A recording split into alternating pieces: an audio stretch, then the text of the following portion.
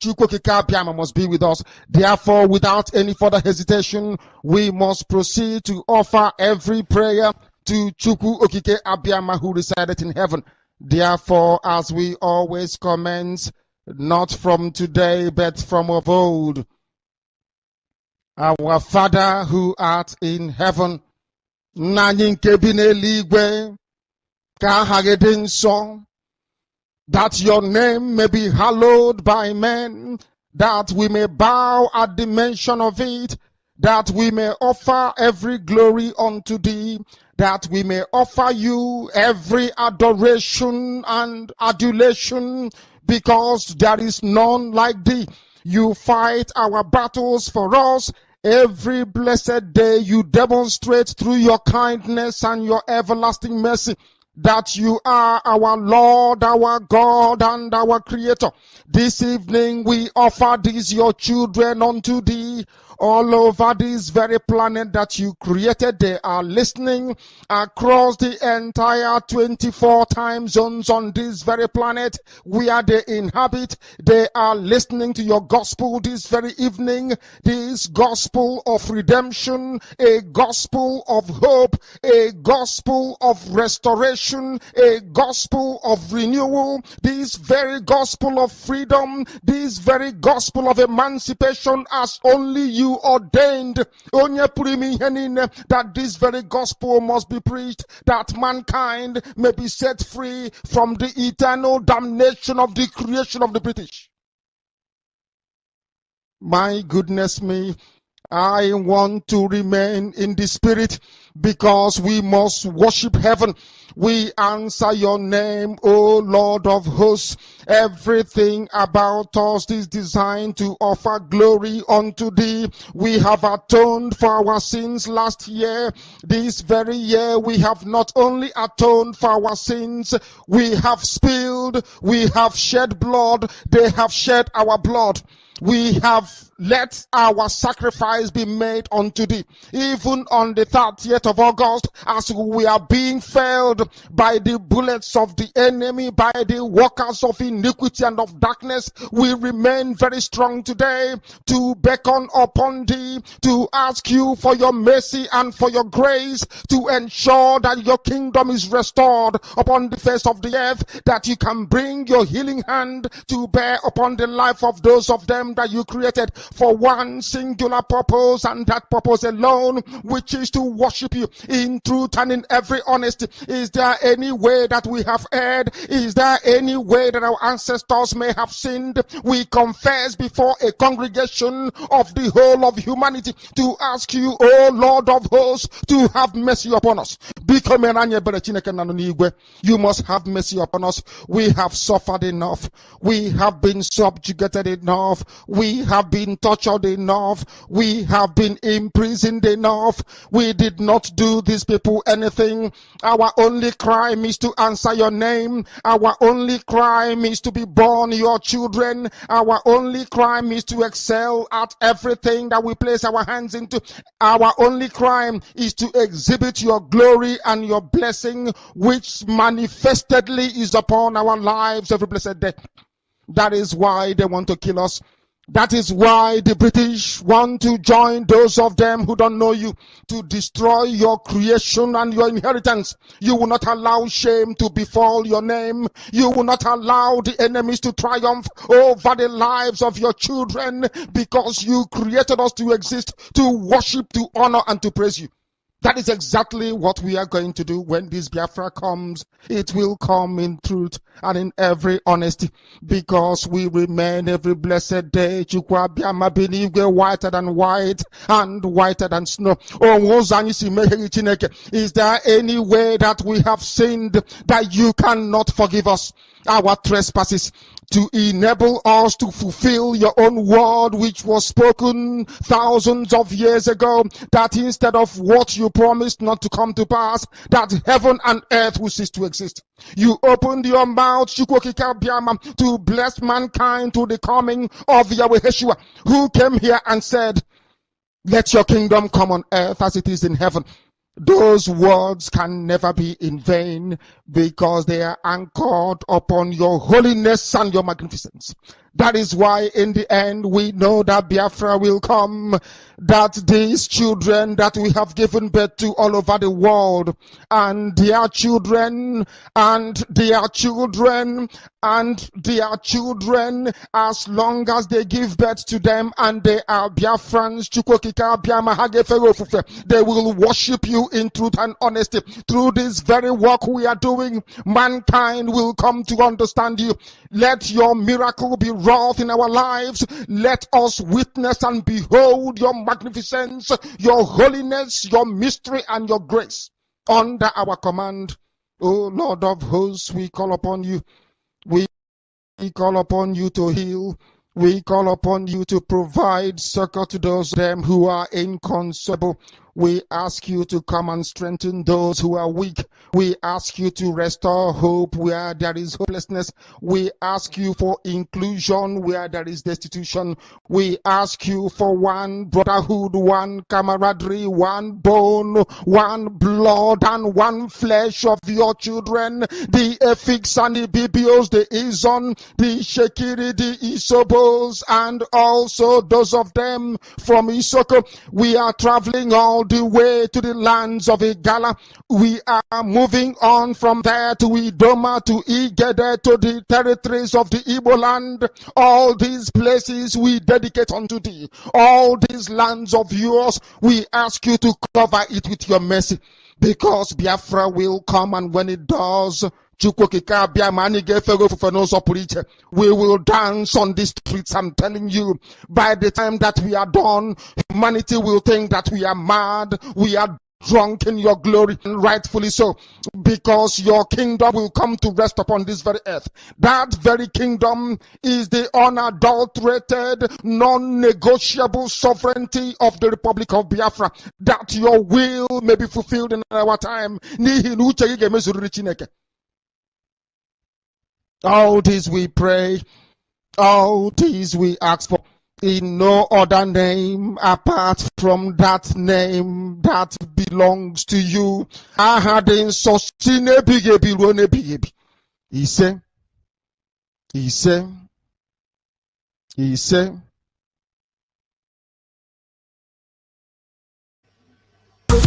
Morning's up, they rise up. You take the back up. Time on it, it could stand tall. Before we go far, we are first, no go tire. Together we stay strong. With love and support, we go sing this unity song. Simon, we did you. Prime Minister, now you be. Biafra, we did thank you. Falling like you give me see. Feet they move to do it. Hearts the beat for our land. Hope they rise like the ocean. With Simon we they stand. Future bright like morning. Biafra shine like gold. Together we go make up this story with a hope. Simon we they hail you. Prime Minister that you be. Biafra we they thank you. Falling like you give me see. Future bright like morning. Biafra shine like gold. Together we go make up this story we did hold. Simon we did you. Prime Minister that you be. Biafra we did thank you. All the light you give me see.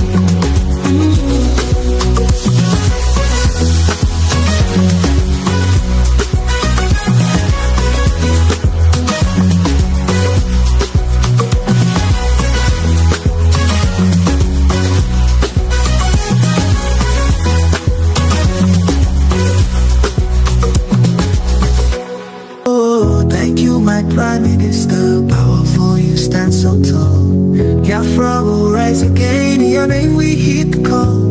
Together we go get Biafra, marching hand in hand so true. Promise to spread your anthem news. Of your music we pursue. Thank you, Biafra. History will tell our tale. Hero of our dreams. Your courage will never fail. Together we'll shine well what's up. To you we look for hope. In the darkest night we find strength in your words we cope. From your grave our leader. To you we look for hope. In the darkest night we find strength in your words we cope. Strong and brave our leader. Future bright we see. Leading us to freedom. Unchained will be. Thank you, Biafra. History will tell our tale.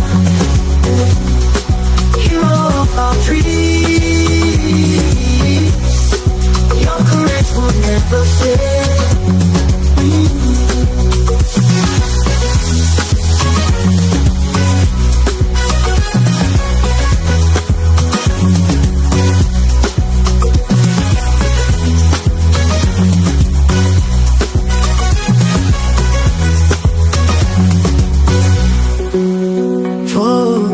Strong and brave our leader, future bright we see, leading us to freedom, unchained will be. Thank you.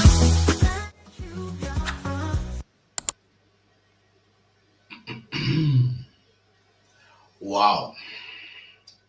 I hope we enjoyed that music with the hit like Sena, boom, boom, boom. Honestly, that artist, I heard him. That artist, I heard him. Dear friends, you're all welcome to this wonderful program this afternoon, this evening, this morning, depending on your location. I greet everyone anywhere you are. They will know much. Special greetings and special love and regard to every one of us. And like you heard that song, the hit Prime Minister, we hear you, we love you. That is where we are. We must recognize our Prime Minister, person of Mazi Simon Ekpa. If no be for Simon Ekpa, if no be for that thing in Finland, Ekperima in Finland, criminal in Finland, miscreant in Finland, everything in Finland. Ha! God, Finland, thank you. Finland, wanna do well. Thank you. Thank you, Finland. God bless Finland. God bless Finland. God bless Finland. Oh. So thank you all for coming once again. All respect, like I said, to our Prime Minister, Mazi Simon Ekpa, and all love and regard to Mazi Nnamdi Kanu, the man that really opened our eyes to the things that are happening, that has happened, that is still happening. I greet every one of us this wonderful day, this wonderful afternoon, anywhere you are watching me from again. You are welcome to this wonderful program. I'm speaking on behalf of Nnamdi Kanu. Cool down. Never speak. Never speak. Cool down. Cool down. So, like I was saying, I greet every one of us. We must move on. We must move on. Who they call me now? Hello? Hello?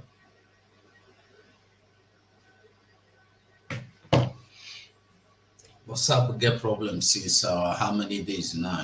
They're hard to connect. I don't know why. Mostly when you are calling from another country. Well, we continue, my people. We continue, my people. I greet everyone again. Today, in the quest for releasing Mazi Nnamdi Kanu, the people you know as people of that call themselves the minorities. The people that call themselves minorities don't plan everything they don't see. If you see when Abaribe go talk, say, according to him, he said that he went to see Mazen Nnamdi Kanu, and the Mazen Nnamdi Kanu have agreed, promised him, no, Mazen Nnamdi Kanu assured him that any condition given to him by Nigerian government, he go obey. We thank God for the legal team, our lawyer, barrister lawyer Jimako, who come out, come clear the air, say no be waiting in Nnamdi Kanu talk.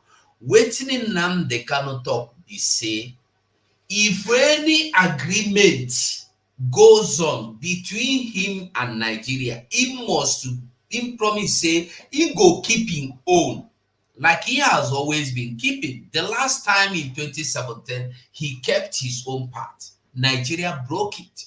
Now Nigeria go in Papa house, the one go more than there.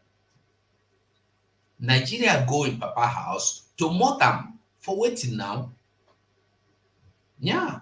Nigeria go in Papa house, the one more than he escape.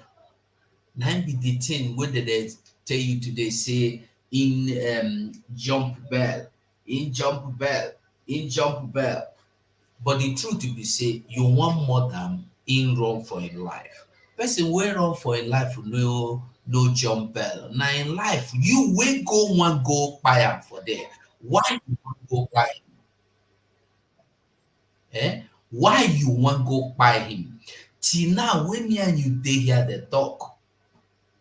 Till now, when we dey here the talk, nobody has ever demanded those people you call what be their name, senators and tonosis and the governors, none of them have demanded to find out who were those criminals, who were those terrorists, who were those assassinators that were sent to Nnamdi Kanu, and who sent them. Nobody that asked this question.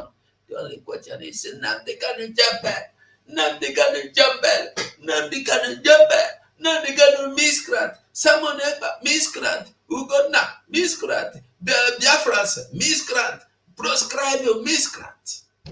I have never seen any media, Rufai Oseni, or Biogbe, BKO or what is his name? The other one in ITV or CTV, I've forgotten. And Ruben Abati. All these people have never sit down for once and discuss, say, who want go killing Nnamdi Kanu? They never ask army, they call army, they interview them every day. None of them don't ask them, say, who sent the military to go to Nnamdi Kanu house? What was your mission there? Why were you shooting everything you see, everybody you see?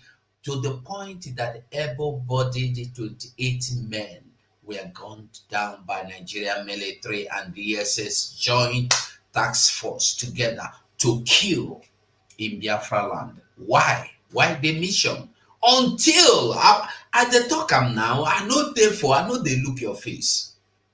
I know they look your face. That you come to media to sing, hey, Nnamdi Kanu is a good boy. Nnamdi Kanu is my son. Nnamdi Kanu is my brother. Nnamdi Kanu has done nothing. I'm not interested, my brother, my sister. If he is your son, if it's your friend, if it's your brother, your family, he has done nothing. Waka, go Abuja, go there, tell them, make they release him. Enter that Senate where you did the work for red chamber, they deliberate whether cow get citizenship or you know get fools. Go there, go deliberate also. Did Nnamdi Kanu do anything that justifies Nigeria to kidnap him from Kenya? Go there and demand to know. We go know say you dead serious. You be senator, you be rep. You no fit demand for the release of Nnamdi Kanu for the house. Now outside house you go come demand that. You say make I get respect for you. I know but both to the one who will be in what do you call them? The one in where they in constituency, every one of them are not interested in waiting on they do. If una do finish, una go sit down. So our prime minister, so now, why all this story? Today, our prime minister don't want them because they don't they play waiting they believe say they know how to play.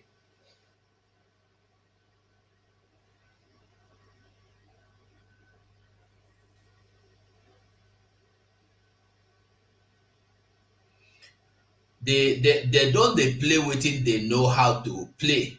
And the waiting be that's now just to deceive themselves, telling you that Nnamdi Kanu have accepted this, Nnamdi Kanu have accepted that, Nnamdi Kanu has hands up, Nnamdi Kanu has raised hands, but all a lie. Like you heard our prime minister tell you, until Nnamdi Kanu come out, come Finland, come tell him say no fight for Biafra again. He go no say na him talk am because Nnamdi Kanu is not a baby. Nnamdi Kanu is a grown man who has been speaking for him. Even in him they speak for us. How you go they speak for him now? So governors, Aloy Ejimako made some speech some days ago. Oh no, hold on, never talk. Aloy Ejimako made this speech 2 days ago, I believe. But I want make we see. Excuse me. Excuse me. I want make we see the newspaper today. What did they talk about? Our PM, and then before the newspaper, make I see our PM just posted something. Be like say we will see that one first because I don't know what it will be.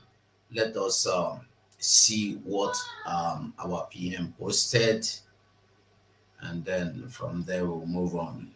Let's just listen here and see.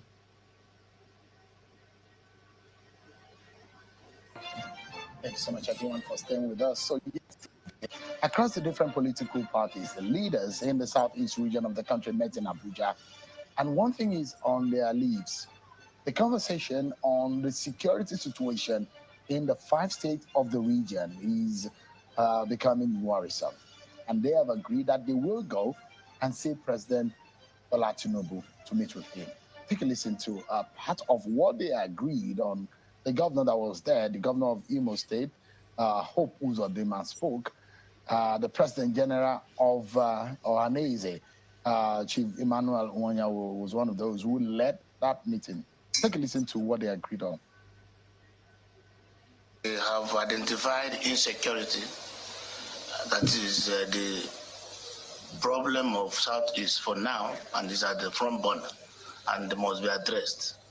Over the years, we've been working with the governors of the region to ensure that this matter is resolved.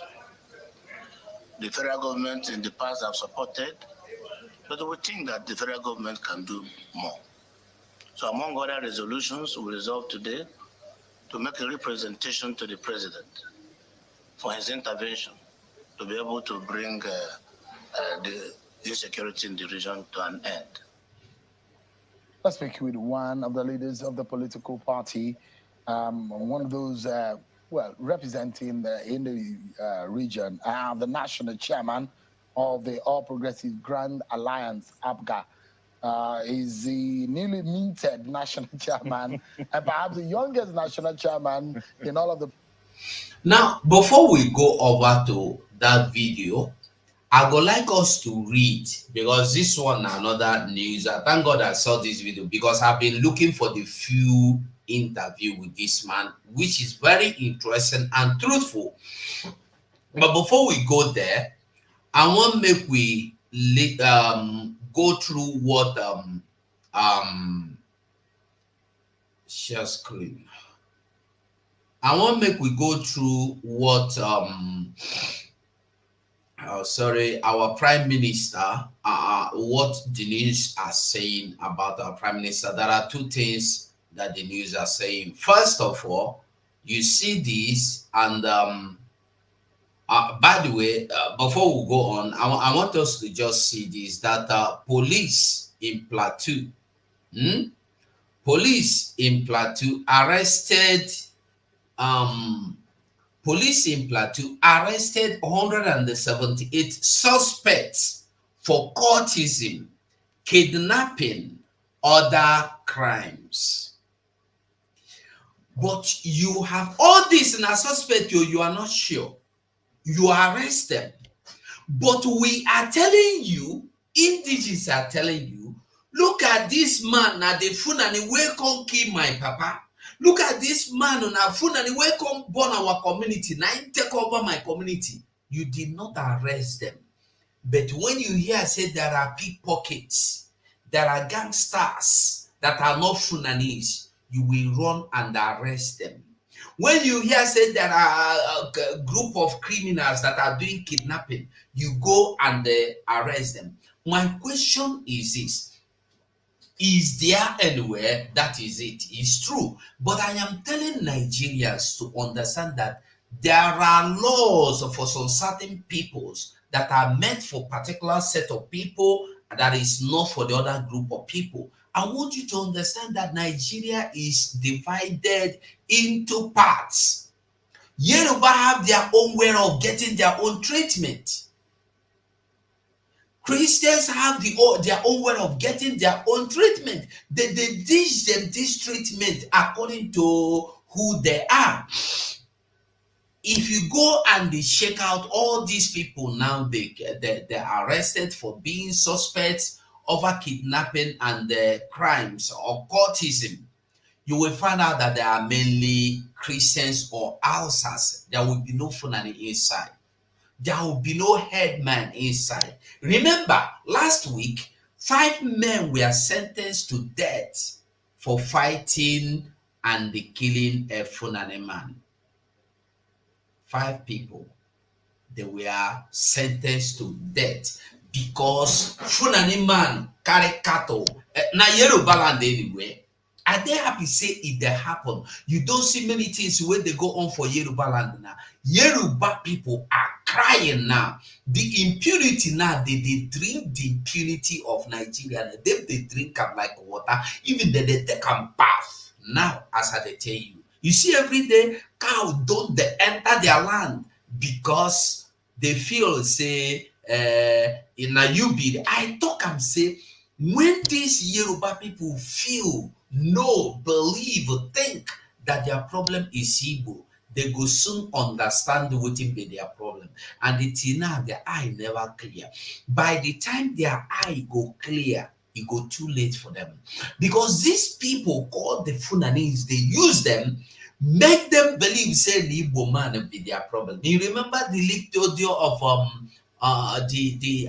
what is his name? Shetima leaked audio with one Kunle ex-governor, I think ex-governor for your state or Ogun State or Shun State, I don't know, one of the Yoruba state. You remember where Shetima was telling him their plans against, and he was rejoicing. Hey, yes, he was happy because they were going to deal with the Igbos, not knowing that they are now coming in to make you listen. These people get brain. You think say Fulani no get sense? They go first of all cut those wey go save you, come out from you. When they cut them finish, they go come deal with you. And when they will begin to deal with you, nobody will be there to save you, to hear you, or to deliver you. That is what they're doing. And when you look them finish, you say that they behave like cow. It is said they don't get sense.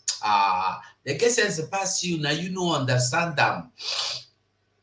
They get sense pass you. Look at 178 people arrested for courtesan and the kidnapping. What happened to those Funanis that are doing kidnapping and the killing and carrying out ethnic cleansing? We have video proofs of the people telling you who attacked them, who murdered them in number, who murdered up to 300 at a time, who sacked people into IDP camps. You have not arrested one of them. but you will go and arrest ordinary Hausa people, ordinary people that are not Fulanese because they were involved in cultism, in kidnapping, in robbery. Last week, 4 people were sentenced to 40 years imprisonment each in Cross River for kidnapping. Why Fulani kidnap and kill and rape? We see them. Nothing happens to them. They are special children, as the same cows are special children of Nigeria. When we tell you, you don't understand. Yes, thank you, Diana Gombidi, former governor of Ogun State. Grace, my dear sister, how you dey? Vico Lee, I greet you. Sonny Moses, everybody here, I greet you. Simon Ugochukwu Neji, I greet you. Friday James Blessing Ngozi Ndewo Obinna Broso Dada Zasa Ndewo Nolin Ndewo, you're always here first to comment. Thank you so much. Thank you, Sonny Moses. Esther Okwosa Ndewo, Diana Gumbidi Diana Agumbiede or what? Agumbiede. Sorry, I don't know if you see the name full, but Diana Dewo. So, like I was saying, now all these things I want to make you there understand, make you know that Nigeria is not for you. When some people will be telling you that Nigeria will get ahead when P2B come, now which time P2B? I have said it. Even if now, as we are talking here, you carry the president, impose them on post in to P2B. P2B can't make any change, because remember, it's this same P2B that told you that he is going to, he have vowed with all his life to keep the constitution of federal Nigeria. And waiting for the constitution, Fulani first, cow first, leaders of cow first, the cabals first. That is the same thing that Tinubu is doing now. So what makes you think that will be different? Fight for your freedom. If you know what thing that happened to you, go and fight for your freedom. I tell you the truth. If you don't understand, you will not understand. Fight for your freedom. So today newspaper have it that let's see, newspaper have it that the newspaper said, hold on, let me put it, let me enlarge the screen so that it will be full, and then we read. This is the man we're talking about. The man they could not arrest. The man they couldn't arrest. The man they no fish stop. Iana John Dewo. That thing in Finland. This is other man like Cabo. That thing in Finland.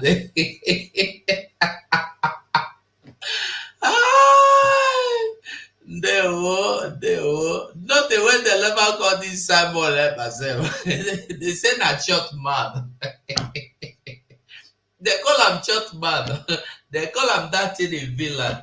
They call him Ekpa. They call him criminal. They call him miscreant. Nothing when they never give him as name. But see, if you did discourage in anything in this life, I beg you, look at Simon Ekpa. Look at Simon Ekpa.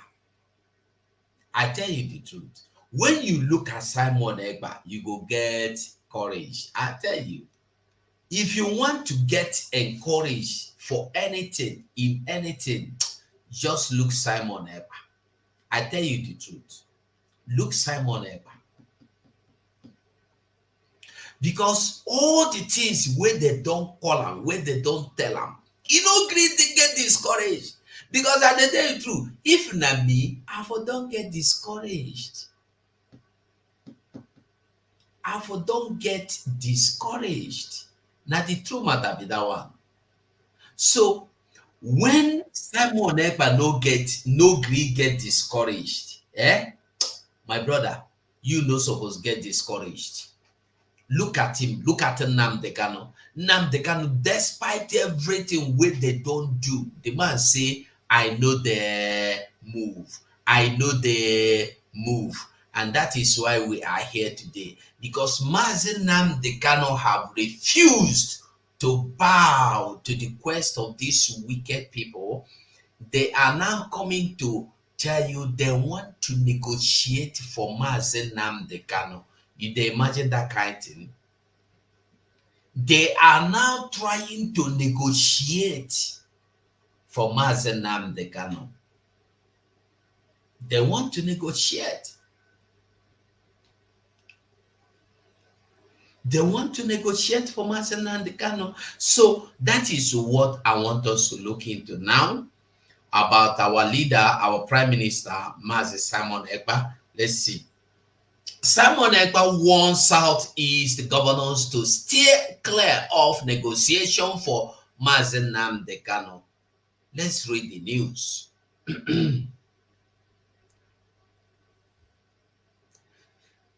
They see they call him self-styled. The self-styled Prime Minister of the Biafra Republic government in exile, Simon Ekpa, has warned governors of the state in the Southeast and the political leaders in the region to stay clear of negotiations with the Nigerian government for the release of the detained leader of the indigenous people of Biafra, IPOB, Mazi Nnamdi Kanu. Hold on. Ekpa, who issued the warning in the post on his X handle on Sunday, also warned the governors to stay clear of negotiation for the declaration of Biafra Republic. You see, these people, I can't understand what be their problem. Why would you want to negotiate for Nnamdi Kanu? One. Secondly, why would you want to meddle into the affairs of Biafra? These fools are not interested in Biafra declaration. They are not interested in Biafra coming. Why should they be the ones to come and tell you? Listen, I want us to understand that. Remember, last year, we all agreed and we all passed vote of no confidence on these people. Who don't remember that one? All of us, we gathered and passed vote of no confidence on them. And we are still, you don't revoke your vote. Who they here where don't withdraw a vote back? If you have not withdrawn your vote back, that means they are not existing to us. Yeah. Remember, we voted them out of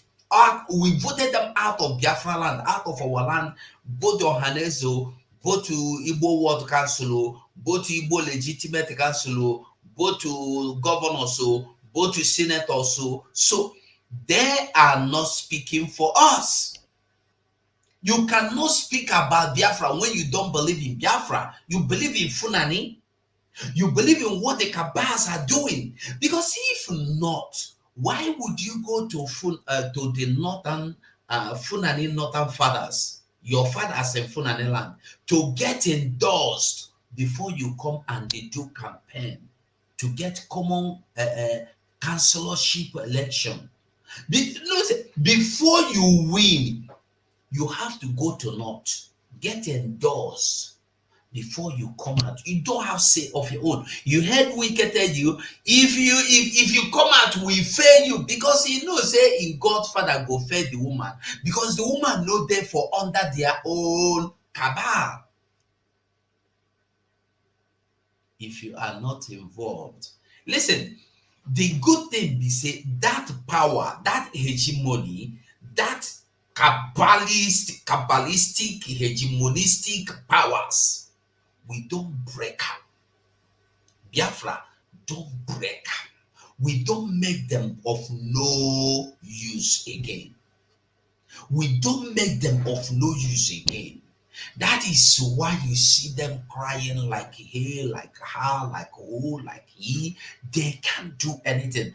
Mazi Simon Ekpa, the Biafra Prime Minister, issued warning in a post on his X handle on Sunday, also warned the governors to stay clear of negotiation for declaration of Biafra. They are not negotiating for us. Abaribe on the hopes of them and co should not negotiate for us. We don't have interest in what you do or what you want to do.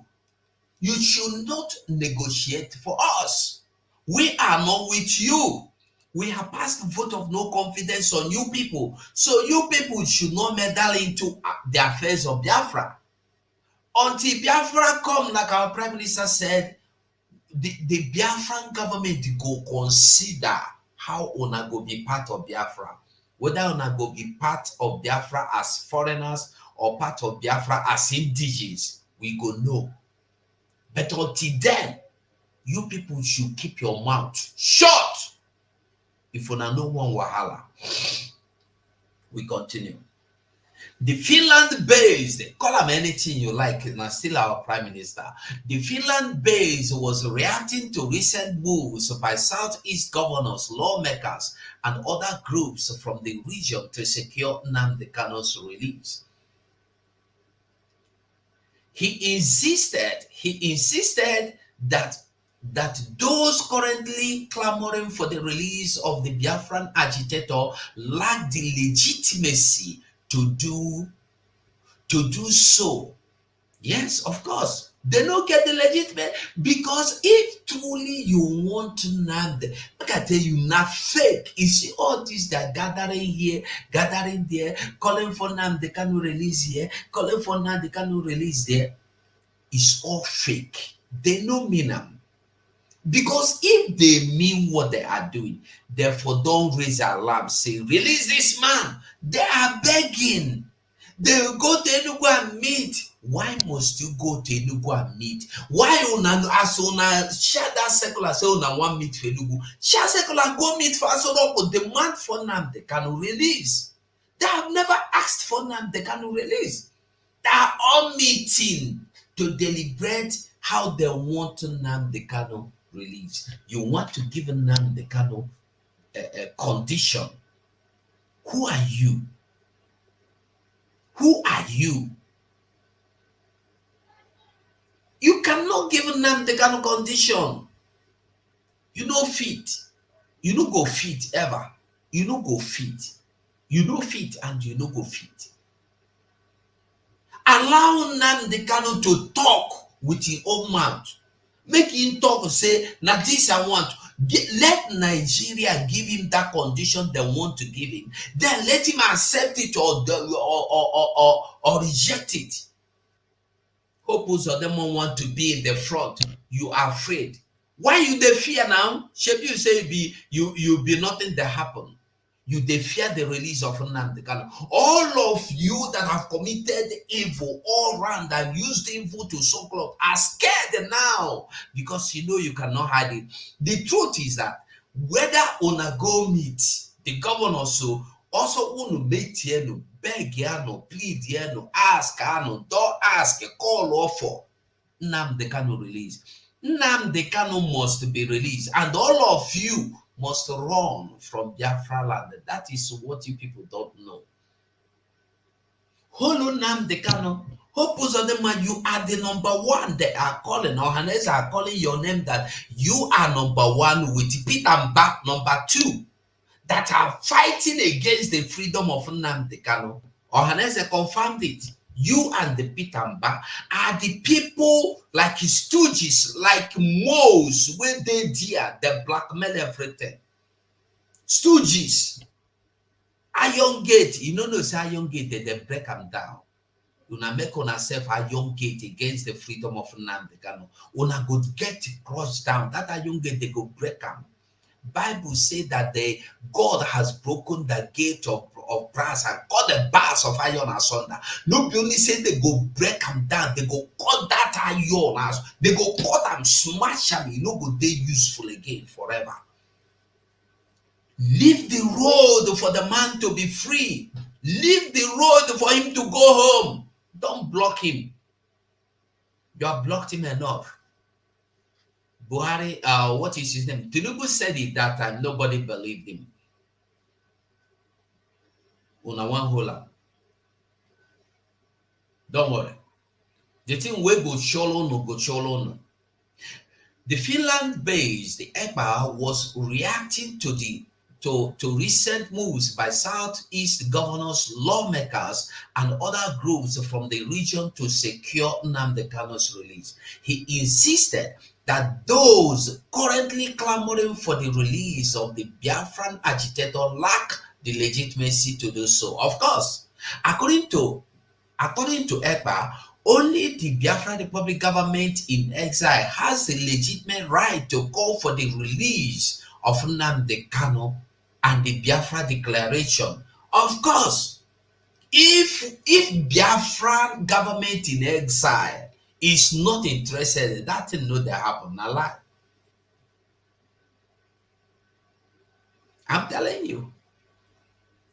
The people of Southeast in the they are listen, these people, if I tell you say they be Mumu Seva, you no go understand. Now them accept to say they be Southeast. If you bring you the map of Nigeria, they know they for East. I know they know they for Southeast. They there for South. So I don't know how this Southeast mentality entered them. This Southeast narrative was painted and given to them, and they bought it, and they are drinking it and dwelling in it. They gave them minority, they embraced the minority.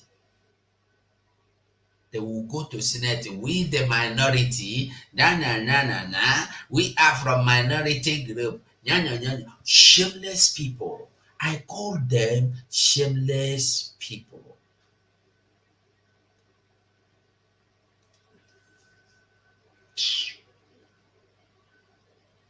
He wrote, those selfish politicians and the traditional rulers who are now jumping up and shouting negotiation with Nigeria after sabotaging the Biafra liberation are warned never to speak again. He wrote, the warning will not come again. None of you have the mandate to speak for Nnamdi Kanu or Biafrans. We will not allow anyone to negotiate anything from Sunday night.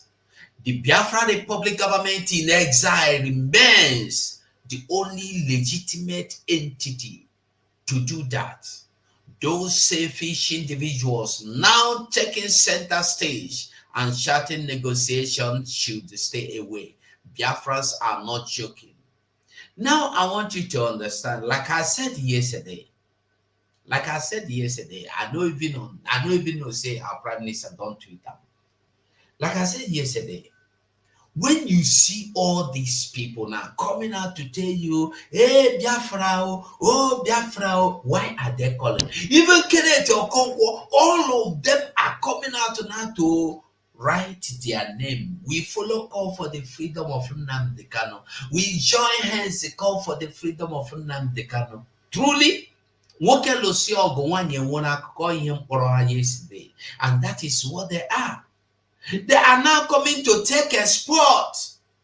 They come to take spot. Everybody is coming to take spot. Hey, Nnamdi Kanu, oh, Nnamdi Kanu, hey, Nnamdi Kanu. Really? You know they happen like that now. When I know say, you know they happen like that. And it no go happen. It no go happen. Now waiting when I go understand that one, it no go happen. Now, Biafra Republic government in exile has warned Southeast governors and the leaders to stay clear of negotiation for Biafra declaration and the release of Nnamdi Kanu with Nigeria. The Prime Minister Biafra Republic government in exile disclosed this. Okay, now I want to show you something our Prime Minister also made clear here. Simon Ekpa gives Nigeria government condition for peace in Southeast. You may like this, might interest you.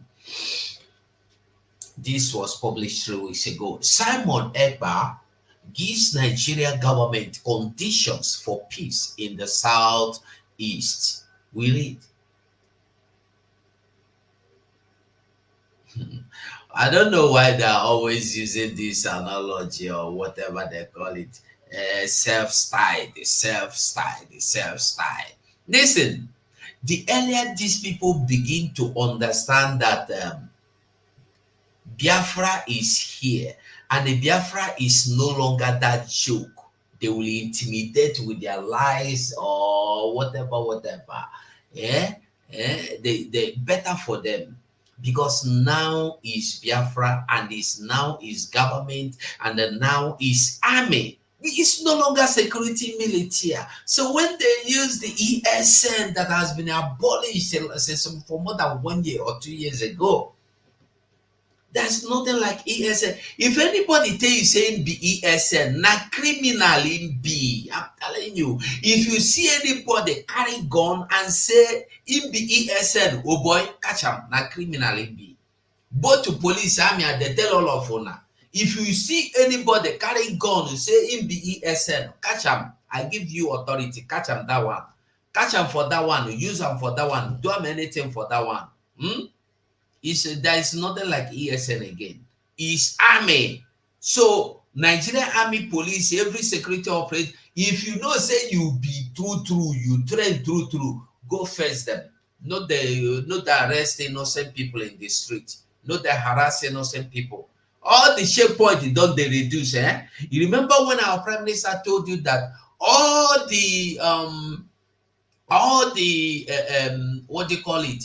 There will be no checkpoint in Biafra land. People were laughing. Hey, you talk, and he came back and told you all these things will not work immediately. It will take time. It's not magic. Biafra is not magic. It is not going to be dramatically, immediately done. No, it will be carried out nwayo. Nwobere. Nwobere, apoko. Yeah. And then now the checkpoint done the less. And I tell you the truth, by the time the Biafra get redeclared, by the time the redeclaration of Biafra happens come December 2nd, you go understand na fire for fire.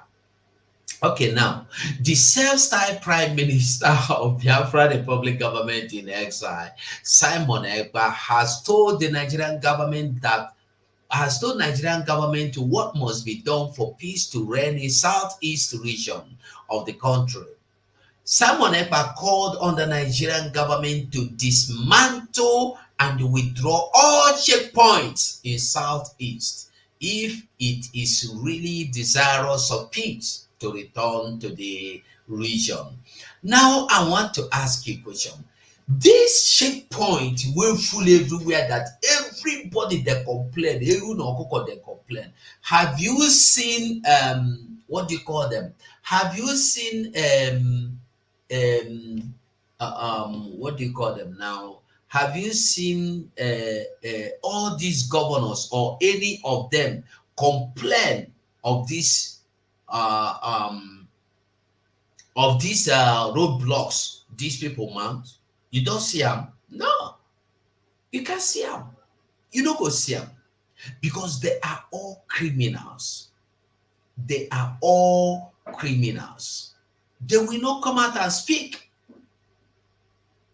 They will not come out and speak because they are happy the way it is. They are happy. They are enjoying it. But I tell you the truth. I tell you the truth. May they enjoy them because that enjoyment, when they enjoy them, their eye goes soon clear. I tell you the truth.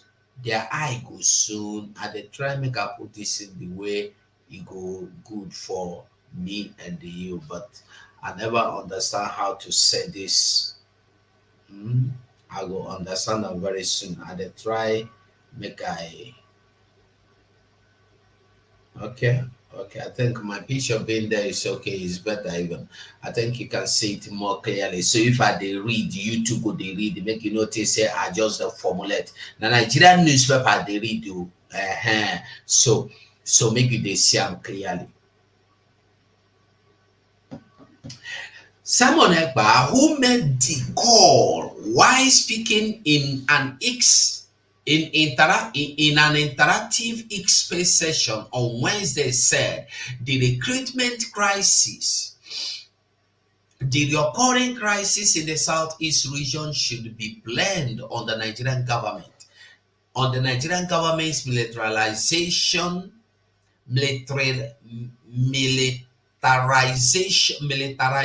of the region. The Finland-based Simon Ekpa went further to clarify what he termed the misrepresentation of the Biafran agitation, saying the only thing Biafrans want is lasting peace in their region and not achieve this. And to achieve this, the Nigerian government should demilitarize the Southeast. The region has wrought its violent attacks and the kidnapping, which has led to loss of lives and properties. Simon Ekpa and his supporters have continued to declare sit at home days in the area, accompanied with attacks on security agencies within the region. We are against the Nigerian state for militarizing Biafra. Those claiming we are violent should blame the Nigerian state. Simon Ekpa. Clean or clear? Clean and clear. So I want make we true understand that Nigeria no be your own. Nigeria no be your own and it can never be your own. I want make you remember. I'm speaking on behalf of Aloy Ejimako, Barrister Aloy Ejimako came out and yesterday or 2 days ago and made this video. But I think I've heard something like this video before now. I think I heard something like this before. So I wouldn't know if it is new one or not. I don't know if it is new one or old one. Me, I don't know. But all I know is that Aloy Ejimako said this. So we go listen to this. After listening to this, we are going to listen to the other video which we are going to bring. So let's listen to Aloy Ejimako. Nnamdi Kanu. I'm also speaking on my own behalf. My name is Aloy Ejimako. I'm the special counsel to Nnamdi Kanu and the indigenous people of Biafra. Thank you so much, everyone, for staying. Is the newly minted national chair To you from a location in Nigeria. The man, Nnamdi Kanu, is well known. He's everywhere. He's on Wikipedia. He's an internationally acclaimed freedom fighter. But there's just a few things I need to tell you about him. What brought him to limelight was the formation of the indigenous people of Biafra in the United Kingdom in 2012. Simultaneously, he also founded Radio Biafra.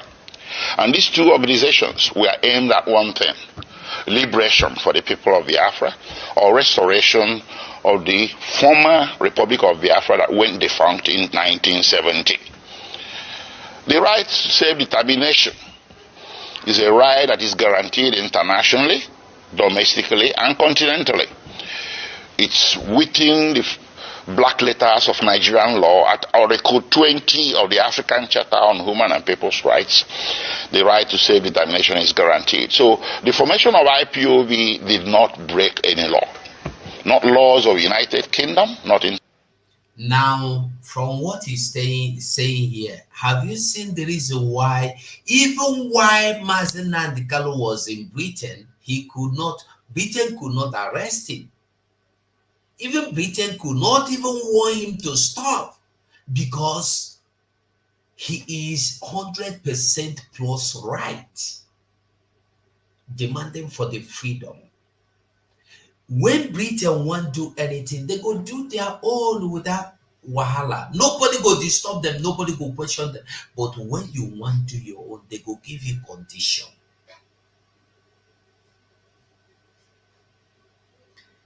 That's the same thing now with our Prime Minister Simon Ekpa. If what he is doing is illegal or wrong, therefore don't arrest him now. Simon Ekpa no pass EU law. What the EU go do be say they go just tell Finland to arrest him and hand him over to Nigeria, or arrest him and try him in international court or in European court or in African court, Banju, where the government don't sue Nigeria. Nigeria no agree answer. Nigeria wrong. Anytime you sue, carry Nigeria go court, they go wrong. Because they don't know what justice is like. Nigeria don't even have any atom of justice in them. You see, all those courts where they see for Nigeria, not just for formality's sake. They know they're there for justice. They're there for what they want, not what you want. But people don't understand. Justice, if you think, say, justice don't happen for Nigeria, show me where. The superheroes will get them for money, and then they win them for case. If you don't get money, you don't go win them for case. Now, those will get money, and then they win. Those with the money, those with the power, they are always righteous ones. Why the poor are the guilty and the evil and the criminals? That is why you see there was a boy arrested and beaten his shoulder was dislocated, not even his hand. They beat him to the point the hand withered and become useless. And I saw that a slave called a slave called the Wazobi president. What is his name? That Efulefu that was calling Finland for our prime minister to be repatriated or to be kidnapped or to send to jail. Brekete. I saw the boy in Brekete program, and the Brekete have no call for the arrest of the police. But anything about Biafra, they want to stop it by all means. Even this yesterday, on Saturday, I saw a program where a woman was crying in Brekete program that his son was murdered by police. And the Brekete never go street, go the protest, Nigerian police must end. Justice for the woman. No. You go there say, you no go bomb better. But he go carry phone. Hello, is that Finland? I want to kill Simon Ekpa. I want to die Simon Ekpa. Fools everywhere. Like a she in Netherlands that was calling for Simon Ekpa to be kidnapped or to be killed. I don't know what their problems are. Fools everywhere. A man as educated as she do, learned do, wiser as she do, go they misbehave.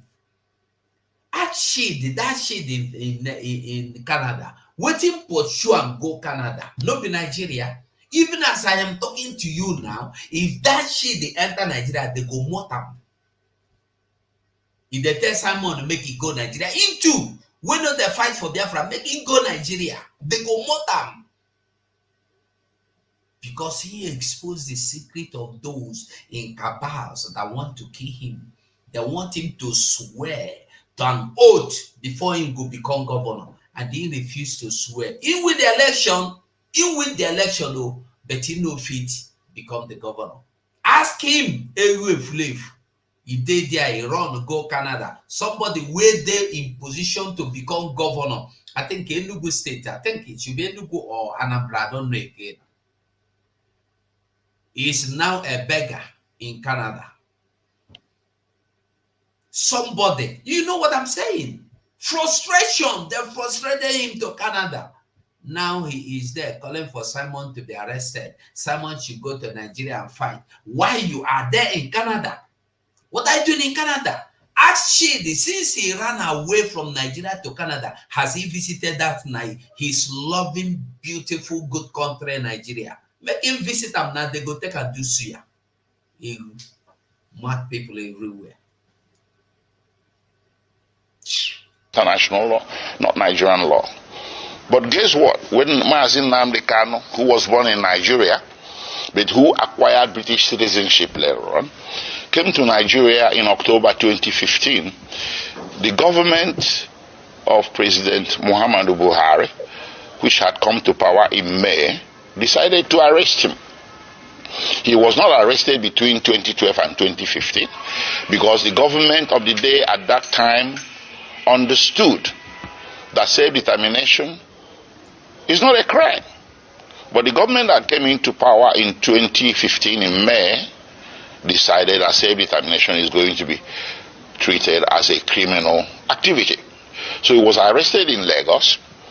He was charged for treason, also for insulting the president and illegal importation of radio equipment. 3 charges. The treason one, they split it into 2, treason by himself and treason by conspiracy. This thing went on from 2015 until April 2017, when he was eventually granted bail. So he was detained for nearly 18 months. After granting him bail, he returned to his ancestral home in the southeastern part of Nigeria, and he was enjoying his bail when suddenly, between 10 September and 14 September 2017, the Nigerian army, without any justification whatsoever, levied lethal, massive military operations against Nnamdi Kanu's ancestral home. That day, he was sitting at home with so many people, his family members, including his 2 elderly parents. The attack was lightning, it was a bleakerish, it was massive, and it was not the type of an attack you will expect a national military force to levy on a civilian location. But they did. At the end of the day, 28 people lost their lives. Nnamdi Kanu sustained injuries. His parents sustained injuries as well, but somehow, by the grace of God, they all managed to escape. From there, the rest is history. And because there was a national and international manhunt for him by the security forces, which rules of engagement was to shoot, not to maim. If you see Nnamdi Kanu, if you encounter him anywhere, shoot not to maim, but shoot to kill. That's what they went there to do on 10 September, but they didn't succeed. But it went on, they went on in a manhunt. So Nnamdi Kanu was forced to flee the municipal boundaries of Nigeria in search of safe haven overseas. Eventually, in May 2021, he settled in Kenya. He entered Nairobi and settled in Kenya somewhere. He never knew that Nigerian security forces, the international branch of it, were laying in wait for him. They laid an ambush for him. So on 19th June 2021, he drove himself to Jomo Kenyatta International Airport on a personal errand. As soon as he drove into the parking lot and alighted from his vehicle, several well-armed security men suspected to be of a mixture of Nigerian and Kenyan security forces swooped on him, grabbed him, abducted him, and put him forcibly in a vehicle and drove away. Well, they didn't take him to the police station. They didn't take him to immigration because he was a foreigner. He should have been taken to immigration. They didn't take him to any official law enforcement facility. They took him to a secret location in Nairobi, a non-official secret location. So in effect, they disappeared him. And they kept him at that secret location for a whole 8 days. And those 8 days he endured horrendous torture. All these are matters of record between the various tribunals and courts before whom this matter has been brought. I cannot begin to give you all the details. Horrendous torture in violation of basic human rights, in violation of the laws of Kenya, Nigeria, and the international community. When Nnamdi Kanu was abducted on 19th June 2021, the proper thing that should have been done is to take him to a police station, from there to a court. And then if you wanted him back in Nigeria, you subject him to what is called extradition proceedings. This is a basic tenet of the law that you see in the laws of any nation. Kenya has an extradition act to which Nnamdi Kanu should have been subjected. But guess what? They didn't do that. They rather disappeared him for 8 days, tortured him to their heart's content. And on 27th June, they secretly brought him out from this location and took him through the back doors, evading Kenyan immigration, direct to the tarmac of Jomo Kenyatta International Airport, Nairobi, where a private plane was waiting. They bundled him into the plane, chained him to the chair, and everything. He endured 5-6 hours flight from Nairobi to Kenya in the most excruciating circumstances. They arrived in Nigeria late in the evening and the plane flew back to Nairobi. They took him to the headquarters of the National Intelligence Agency in Abuja, where he spent the first night with all the lights left on to assure his maximum discomfort. The following day, they transferred him to the headquarters of Directorate of State Security in Abuja. And on the third day, they brought him before the Federal High Court in Abuja. The Federal High Court was well aware that Nnamdi Kanu has counsel of record. It was an open case, it wasn't a new case, a pre-existing case. But the Federal High Court decided to conduct the arraignment in the federal government know, because Ejiofor know as well and pretend not to know. The treacherous evil man Ejiofor know that they have brought him in because he was part of the arrangement to bring him to Nigeria. And today, the story is that no council knows that they brought him now. And the original plan was to bring Nnamdi Kanu to court without anybody's notice, without any of his council's notice. And then he will be subjected to what he is today. And that is the original plan of Ejiofor. If you go back and watch the video, I will look the video, the day where a court discharged Nnamdi Kanu, that day appeal court discharged Nnamdi Kanu, Ejiofor was not happy. Go and watch his countenance. He was agitated somehow. When he was being interviewed under the Ukumango by his Ukumango journalists. When they asked him, he will say, I will go and sign it tomorrow. We sign document it tomorrow. For when they happen. Somebody that has been, do you know that once court discharges you, from that moment, no power should hold you? To tell you that Ejiofor planned everything. He was working with the Funani and Malami. So when he was asked, so when are we expecting to see Nnamdi Kanu? He said, I will have to go and sign some document. Maybe from now 2-3 days, he will be free. I said, this man don't shop. This man don't sell my leader. And people know, I wish you say YouTube, they leave my program. They deleted everything. If not, I will go look for them, dig them out for you. This man don't shop. Today we tell how you go say court to discharge person. Even sometimes you court to discharge person from that court. If that person they court, now from the court in they go. You don't need to go anywhere. Every document where you need to sign, now there you go sign now. You know they go anywhere. If they go back there now to just sign out, you go. If you get anything where you get there, you go collect and water.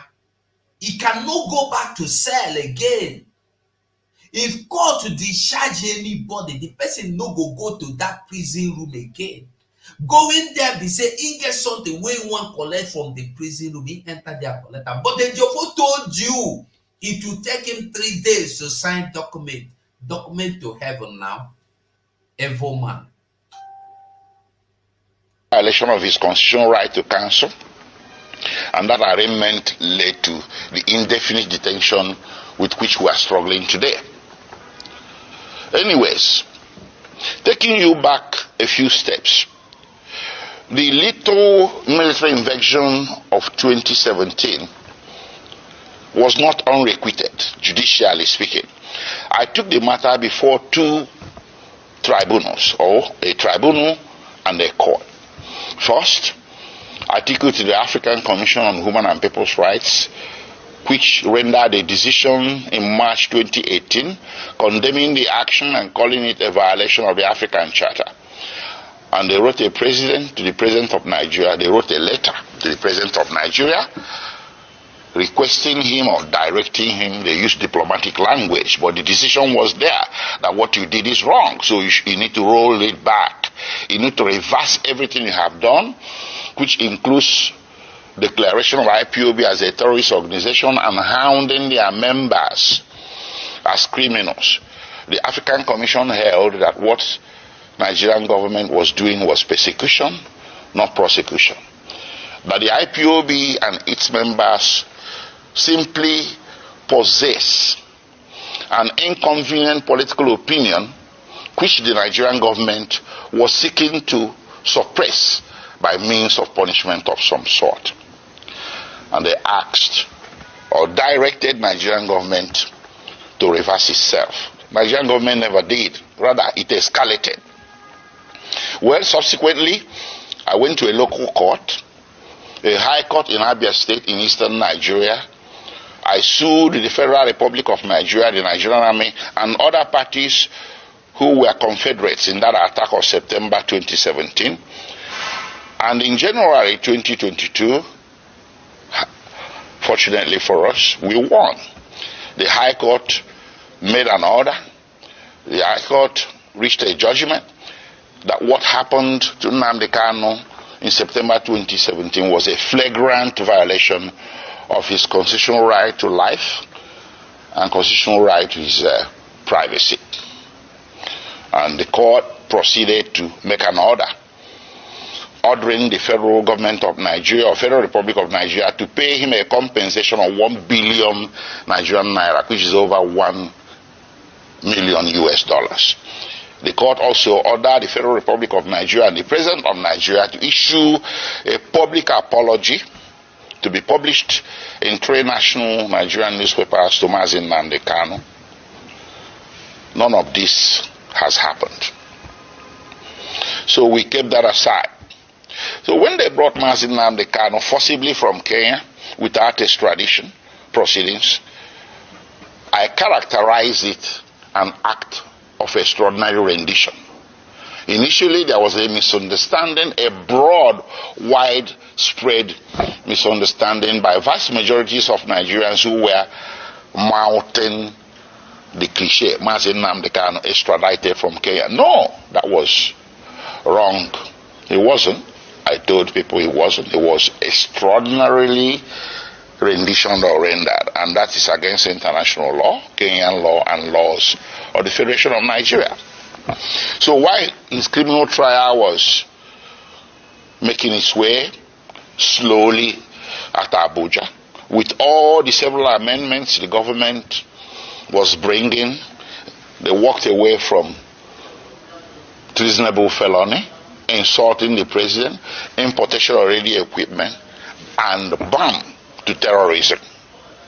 That's how it happened. And they did this 7 times. 7 amendments If Nnamdi Kanu was guilty, why is it taking so long to bring him to trial between 2015 and today? That is 8 years. So what he's undergoing is not really a judicial trial. It's a trial by ordeal, trial by fire, imprisonment before conviction.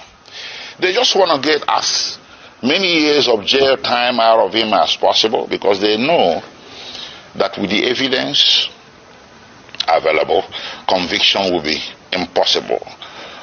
And that was made worse by the extraordinary rendition, which I took also as a civil violation to a federal high court in Nigeria.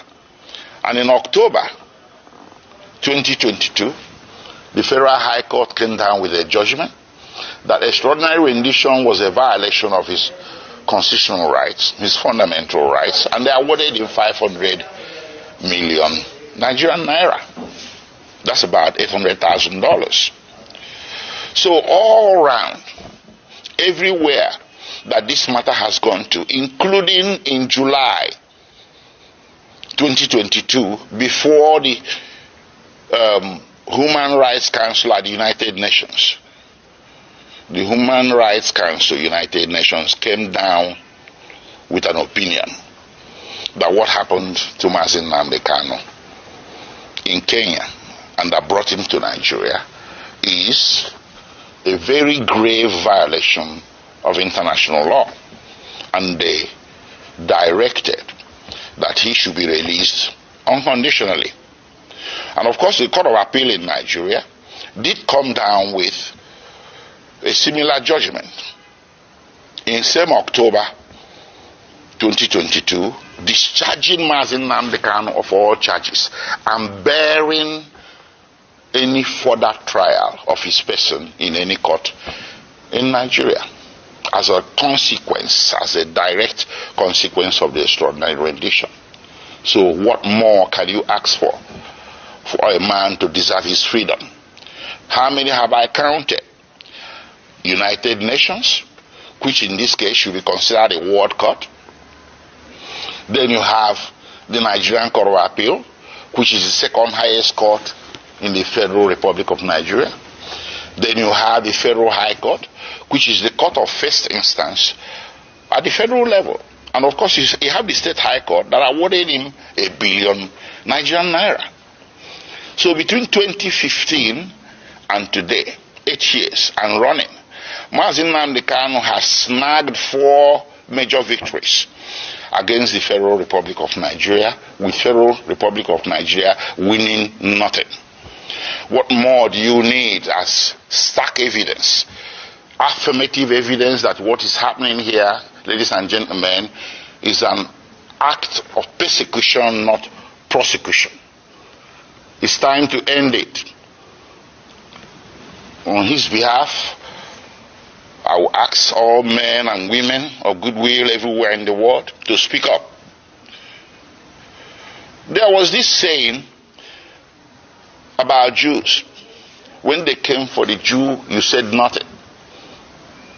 When they came for the Jew, you said nothing because you're a trade unionist. Then when they came for the trade unionist, you say, well, I'm a scientist. You said nothing. They took the Jew, they took the trade unionist, and then when they came for the scientists, nobody spoke for you. Nnamdi Kanu is a poster boy for all the injustices that a great race, the Igbo people, and their cousins in the former eastern Nigeria have been subjected to since the founding of Nigeria. These injustices became more public because since 2015 they have been escalated. So how do you fight back? You fight back by telling the system, I want out. I want my own country is not a crime. It does not require a bullet. It doesn't require muscular military law enforcement. What it requires is sitting across the table and talking about it. A lot of nations have been founded on referendum. That's what Mazen Nnamdi Kanu and the indigenous people of Biafra were asking for. That led to all this conundrum, to all this saga.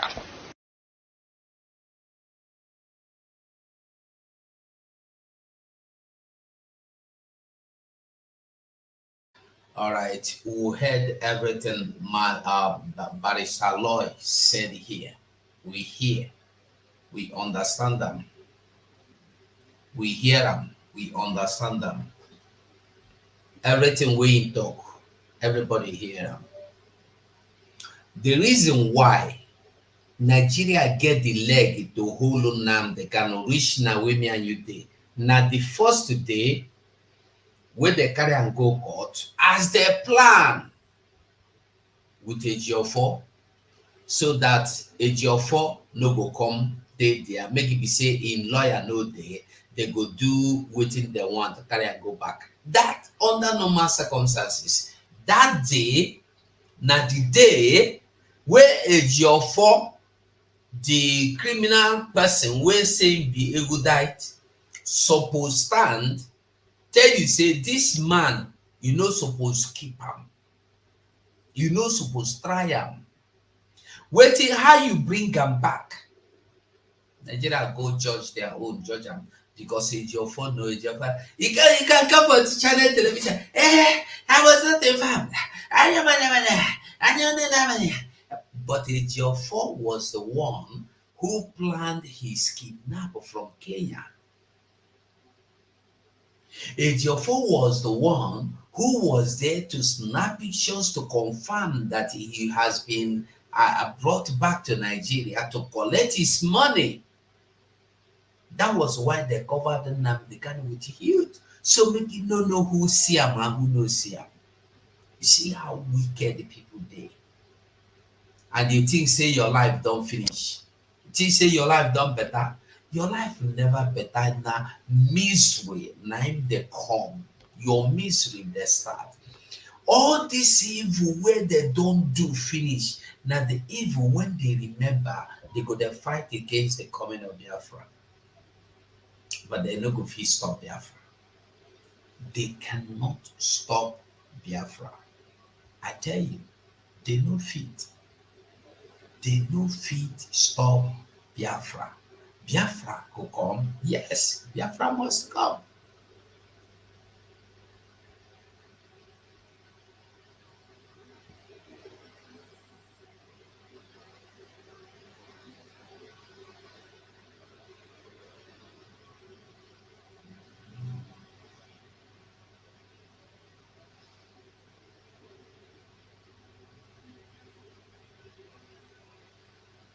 Just for you to understand, just for you to know. So we go listen to this remaining video, part of the video. Our Prime Minister have warned since yesterday and still warning till today. If you know the way where you carry yourself, enter inside Biafra matter, carry and come out. If you want anything, go and bring out Nnamdi Kanu. Now waiting and tell them. If you know this the way, anything you need to do to bring Nnamdi Kanu out, go and do it. Don't come and give us information or pre-notice that you are going. You don't need to tell us you are going. Go and tell Ejiofor that you are going. We don't need to know. We are not interested.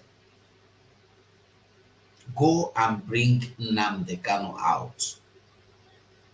Bring Nnamdi Kanu out first. Then you come, we go talk. Go and bring Nnamdi Kanu out. People hear this video. On the security situation in the 5 states of the region is becoming worrisome. And they have agreed that they will go and see President Bola Tinubu to meet with him. Take a listen to part of what they agreed on. The governor that was there, the governor of Imo State, Hope Uzodinma spoke. The President General of Ohanese, Chief Emmanuel Onyawo, was one of those who led that meeting. Take a listen to what they agreed on.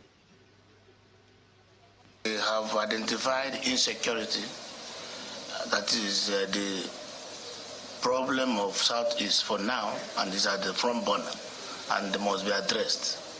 Over the years, we've been working with the governors of the region to ensure that this matter is resolved. The federal government in the past have supported, but we think that the federal government can do more. So among other resolutions, we resolved today to make a representation to the president for his intervention to be able to bring the insecurity in the region to an end. Let's speak with one of the leaders of the political party, one of those, representing in the region, the national chairman of the All Progressives Grand Alliance, APGA, is the newly minted national chairman and perhaps the youngest national chairman in all of the political parties in Nigeria, Sylvester Ezekiel. Thank you so much, national chairman, for joining us. Thank you very much for having me. Yeah.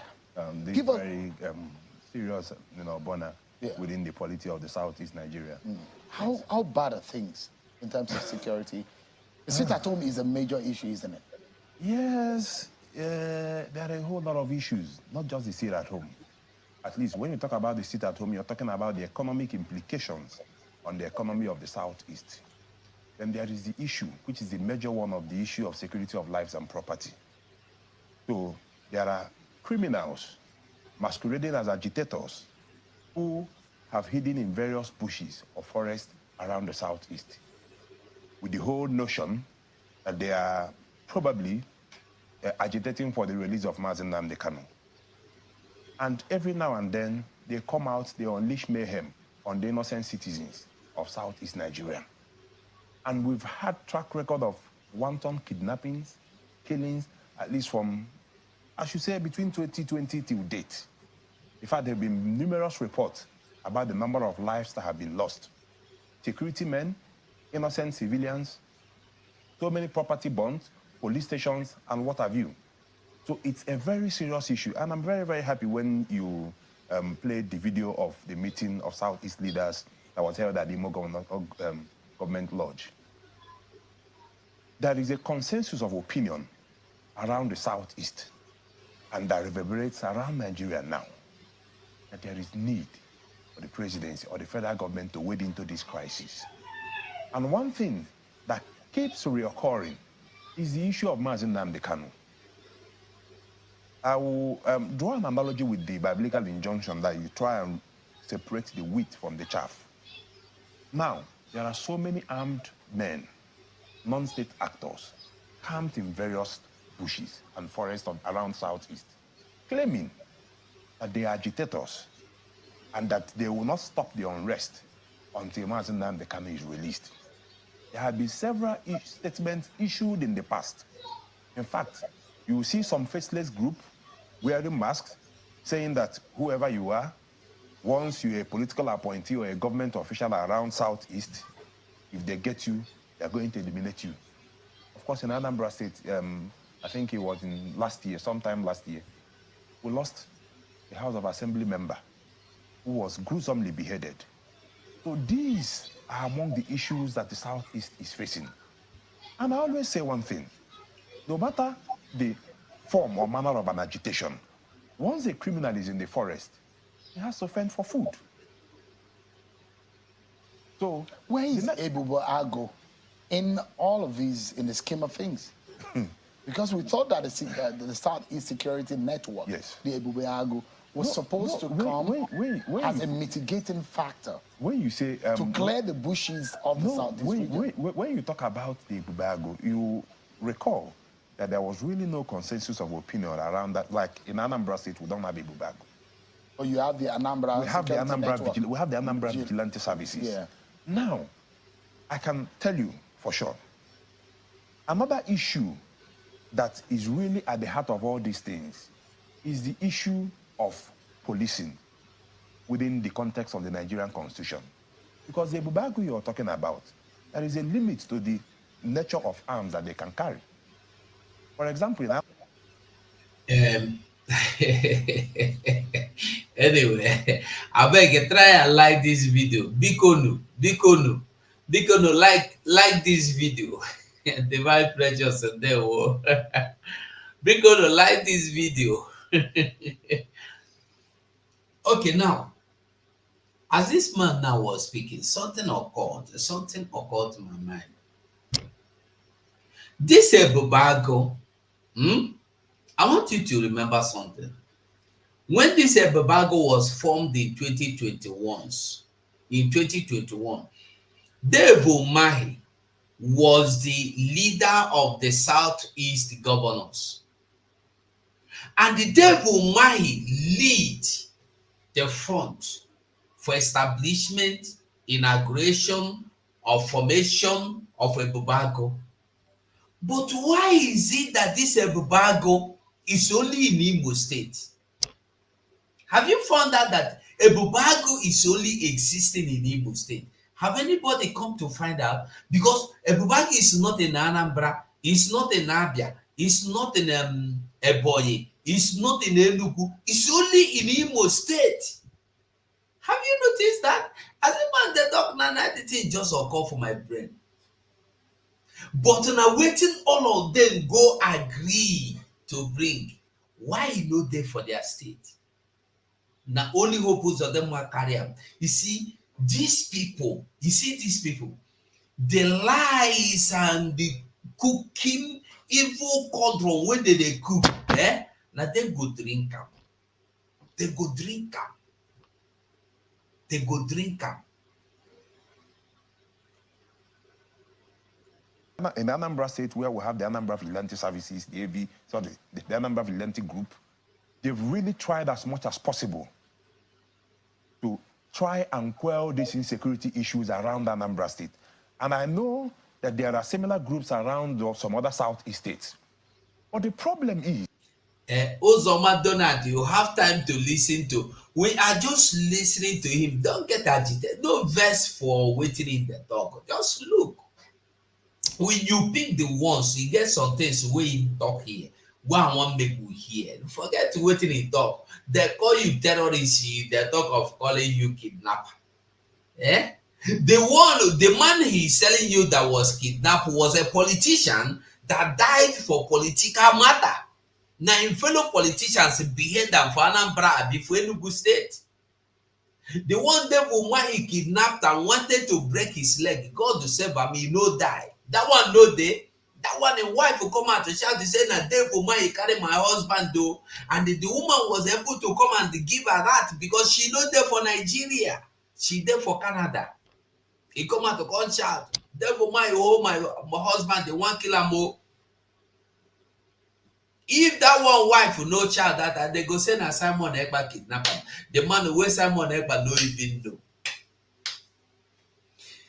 Biafrans are not going after Biafran army have never gone after any politician.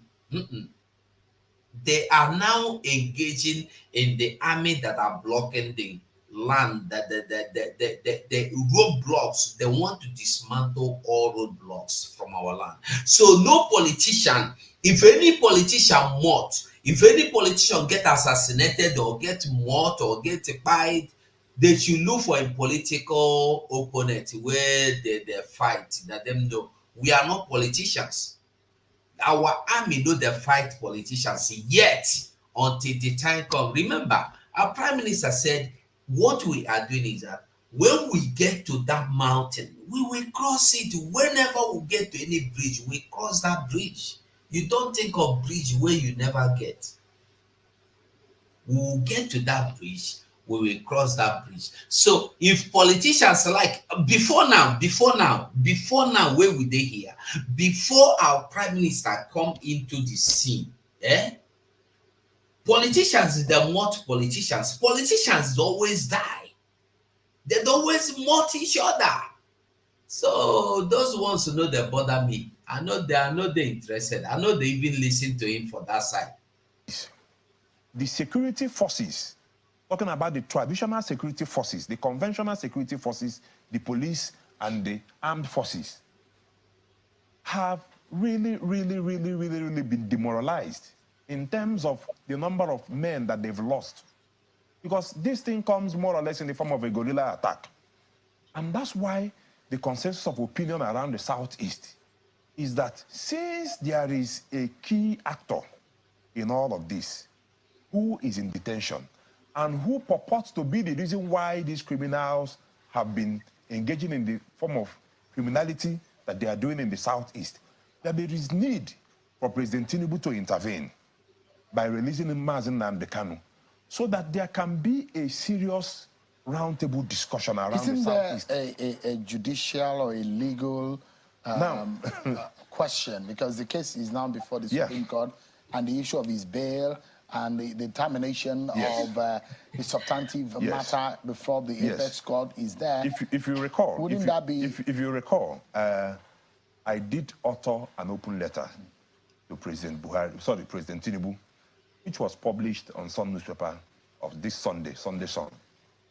I tried to highlight some of these issues because they are very, very critical to the survival of Southeast economy. Now, if you recall, there was a judgment sometime last year by the Court of Appeal quashing the charges of terrorism that were preferred against Nnamdi Kanu. Ordinarily, with the judgment, it means that the next thing is for him to be released because there are no longer any pending charges against him. Now, the next thing that happened was that the federal government, through the office of the AGF, filed an appeal before the Supreme Court and brought an application before the Court of Appeal, the same Court of Appeal that delivered the judgment, asking the Court of Appeal to stay the execution of that judgment. Of course, you have seen some other persons in the past who the Court of Appeal or the Supreme Court set free. Once the charges against an accused person is quashed, the next thing is there's absolutely no reason to hold the person. But in this case, there was an application for stay of execution, which the Court of Appeal granted. Now, granted that probably forms a basis for the continued detention of Nnamdi Kanu. But the fact needs to be made, and the point needs to be made, that if not for the appeal and the application to stay the execution, which was presented before the Court of Appeal, he probably would have been a free man. So, it now brings to a front burner, the issue, because the essence of a prosecution is to really try and find out if someone who has been accused of committing a crime is actually guilty. Now, and what the federal government is expected to do is prosecution, not persecution. So, I mean, it's very important we made that point. So your own interpretation of the legal scenario playing out in the court is your opinion, but you know it's within the premise of the court now. And so don't let us argue it's not really within the premise. You're giving a premise. Just hold on. We can't argue what just hold on. Okay. We cannot argue what is before the court. No, let me explain. No, that's the point I'm making. The point I'm making is that whatever is holding Nnamdi Kanu is as a result of an appeal filed by the federal government. So if the federal government decides to withdraw the appeal today, so are you aware that there is a matter before the court that was starting around April or May, and which has now adjourned the sitting to September, trying to hear the matter of his bail. So if that matter is before the court, I don't want us to speak in that way. Let us leave it to the court. The point so that the court can, if the court grants his bail. The point we are making is simple. Before that time, because of the need, you know, various stakeholders made this call in the past. They were making the call, even aware of the fact that there are proceedings pending in court.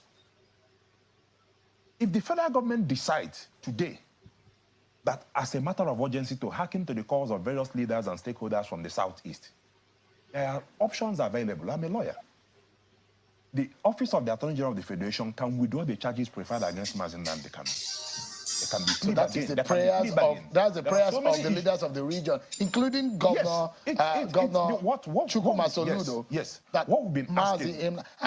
Also, one of the prayers, I mean, because I've spoken to Governor Soludo about it, is that it could be handed over to him in the government house. That's his request. So the question is that with that, if the President Tinubu, for example, grant that request, would that douse the tension? Yes. The most important thing. You're 100%? Yes. You know why? Governor Soludo has persistently maintained that we need him on the table because the issue of insecurity in the Southeast is one that calls for serious dialogue from every stakeholder concerned. If you have Nnamdi Kanu on the table, and he comes out to say, okay, Nnamdi Kanu has been released. Now, he draws one simple point.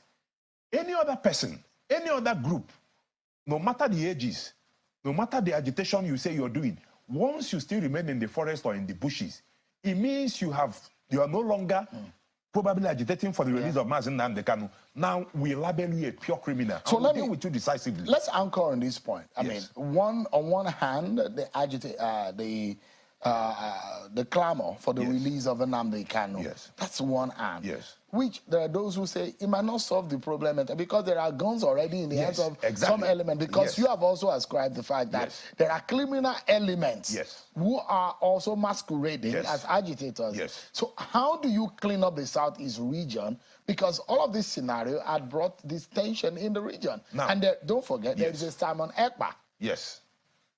These are the issues. These are the issues. In Finland. Of course, these are the issues. Because are you able to control a Simon Ekpa who is giving orders for people to sit at home? All the orders Simon Ekpa has given are all geared or purportedly geared towards the release of Nnamdi Kanu. There are some IPOB members that are denying that Simon Ekpa is not a leader of their group. We have one Emma Powerful who issues statements here and there. But the fact remains that whatever Simon Ekpa is doing, whether rightly or wrongly, as much as possible, I've not come to apportion blames. What I've come to do as a concerned Southeast stakeholder, whatever statement that has been emanated from Simon Ekpa in the past have all been geared towards the release of Nnamdi Kanu. Now, if you release Nnamdi Kanu, ordinarily, you solve that problem. You talked about the cleaning of the Southeast. Now, I can tell you, and I'll make this call on national TV. It's very, very important. Good thing. While President Tinubu was the governor of Lagos State, he was a champion of true federalism. And I can tell you, because I could recall, as a lawyer who read so many cases bordering on Attorney General of the Lagos State and Attorney General of the Federation, and they all bordered on key issues bordering on federalism in line with the Constitution of the Federal Republic of Nigeria. One that has kept resurfacing as far as I'm concerned, and I said it in the letter, an open letter I wrote to the president, is the issue of policing. There is no longer any reason why the police should be in the exclusive legislative list. It is very, very key. There is no way where you wait for someone in Imo State to wait on the IG of police in Abuja to secure. There have been cases. I think I recall an instance where the former governor of Enugu State, Ugwuanyi, as well as the former governor of Benue State, said that they reached out, they got credible intelligence about an imminent attack, and they reached out to security agencies, and nothing could be done. But in this situation, if we have state police like we have in other true federalism, something like the USA, so that in Anambra State, the security agencies that we have are under Anambra State Command, under the control of the state governor of the state, and they are well equipped and armed to handle this security situation. It is very, very important that I call on the National Assembly in this instance to really, really look at serious constitutional amendment to take care of the security issues that is affecting the entire country, not just the Southeast. Sylvester Ezeokenwa, the national chairman of the All Progressive Grand Alliance, APGA. Thank you so much indeed for your intervention tonight. Thank you. And I wish the Southeast peace and calm. Now, they are all these people calling for state policing. All these people calling for state policing. The question with me and they ask them, they say, why are they calling for state policing? When you have Islamic army, you have Islamic police, you still have Nigeria Islamic army, again, join them, and you are calling for state policing. Are you a fool? You see, I don't know why people still they pretend like say all these things where they happen for not na lie. The other day why they do video before they caught me, cut them off. That is why I can't find this news station, because each time they are want they do video now, they know say that they cut me off. So then they continue they cut them. I go they continue the change situation. So that one no be problem. If they cut, we go they learn. If they cut, we go they learn. We know them as they know us. So may they continue. As they continue, we know. And there's this breaking news from our Prime Minister. If you, I just went to our Prime Minister's this and now. The breaking news about two good news I saw there. Make I just share them with you. Make you see them as well. Where the thing there? Number one, where they? I'm coming.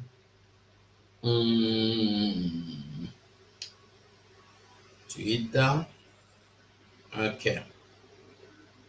All right. So number one is this. How do I make it wider?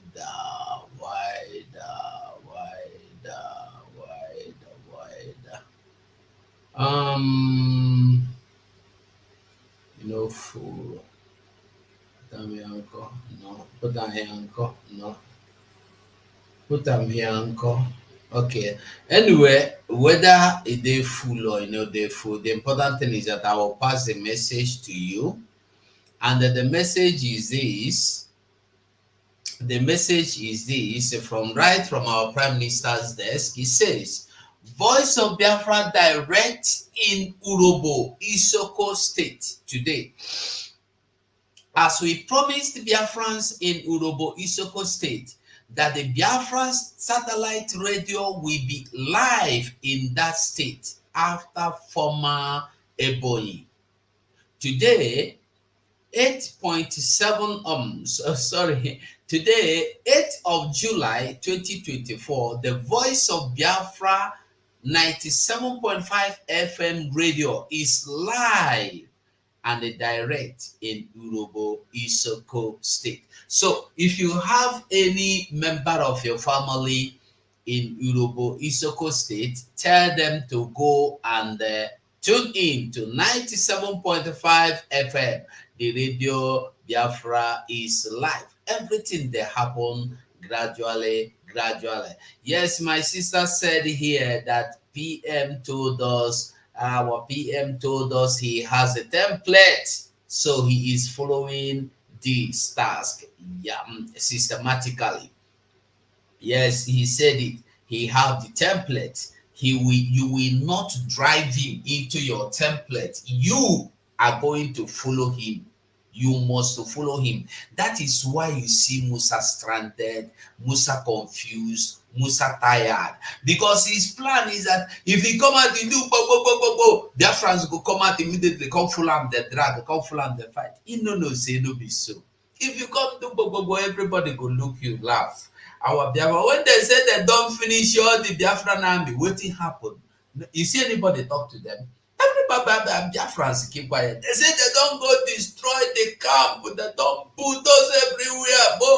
Cut the dance for market. Biafran army no great answer them. They do that thing so that the Biafran army go come out. They don't know say Biafran army get the training when they get. Nigeria army no get them. That is why Nigeria army have not been able to penetrate them, bribe them. Nothing you go give them. Listen, this is self-determined army. Not be paid. Nobody they pay them. Self-determined. They are the talk waiting person no understand. There. Everybody still have the time to fight. You have the time to fight for your freedom. And then now you get the time. Another news I saw here is this. Where is it? Hold on. Okay, this one. I don't know if you can see it clearly, but the news is saying that no. Okay, I'm trying to see if I can make it bigger. but all the same, I think is better than this. Now let me read it for you. This is about, anyway, it's about somebody that applied for asylum and they needed some document from the government, and this person followed the procedures, and his document was given to him, and today he is writing, "Good day, bro, please, just to let you know that my asylum claim has been granted. Thank you for all you do." Now then, the person where in right call reply and say, "Thank you." Sorry, the person call reply and say, "Now you know the worth of your Biafra government in exile under the leadership of Mazi Simon Ekpa. The Foreign Affairs Ministry of Biafra Republic government in exile played their role for you as a citizen of Biafra in exile. Now go and continue your massive financial support to the Biafra government in exile, Biafra Republic government in exile, so that we can restore Biafra." So when you see people telling you they apply nothing, you did not follow the procedure. If you follow the procedure, you must go there. Our people, the problem is that we don't have patience. We want everything to be now, because Nigeria has brought us into the situation where we believe we will get everything with money. You bribe your way, you steal them, you thief them, you grab them, you jack them, you run with it. No. Everything is processed. Follow the due process. The man now, which the identity me I don't know, and I'm not interested in knowing, is telling you he is thankful that it has been successful. Now it is time for you, if you have an asylum problem, go to the website. You don't need anybody to do it for you. If somebody wants to help you do it that you don't know how to do it, the person helping you to do this must be somebody around you. You don't have to call me on the phone to tell you what to do. No. You have to stay with the person and fill every form and do everything. Give every information needed. Give every documentation needed. So when people are saying, "I don't try, it's not work," now lie, the work. Now you know full and well. Now you know full and well. So I beg everybody, our Biafra is the waka gradually, and we are overcoming everything. Remember, our Prime Minister said that we have a template. My sister Divine just reminded us of that. We have a template, and that template is what we are following. And you cannot push us out of that template. We must follow our template. We must fight this war according to our own template, not according to your own template. Remember, according to our own. And these fights, now we get them. Now for our land, now we get them. And Nigeria must understand that this is not 1967. This is 2024. We know what thing we they do. We know how they do them. Whether you like it or not, we know what thing we want to do. And you know go feed, stop us. Now what thing everybody must understand with that one. So if you there anywhere, you don't know what is going on, I want you to understand that what is going on is that freedom is here. I'm begging you. If you have not been supporting, begin now the support. If you have not been fighting, begin now the fight. In any manner, in any way you know how to fight for freedom, begin now the fight. Make freedom come. The Ohanese and the politicians in Biafra land are fighting hard to see that they have everything under their control. But the good news is that Biafra has gone far.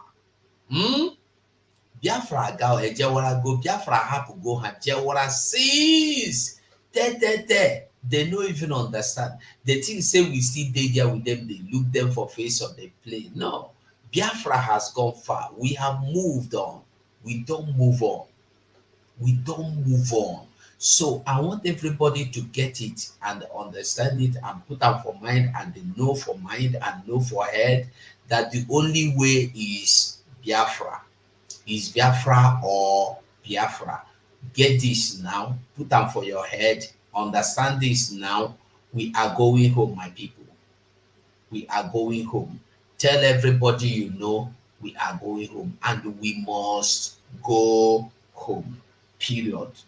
No two ways about it. We must go home. The templates, our Prime Minister, they follow. Bye. In the worker, bye. So, in case you never understand, ask those who will understand. When people will be telling you nothing is working, tell them everything is working. Every department is functioning good, fine, perfect, excellent. Nobody, remember, nobody have the right to decide for you. We will decide our fate, but our government, now we get that. This is the government of the people, by the people, for the people. It's not government of the, it's not people of the government, by the government, for the government. No.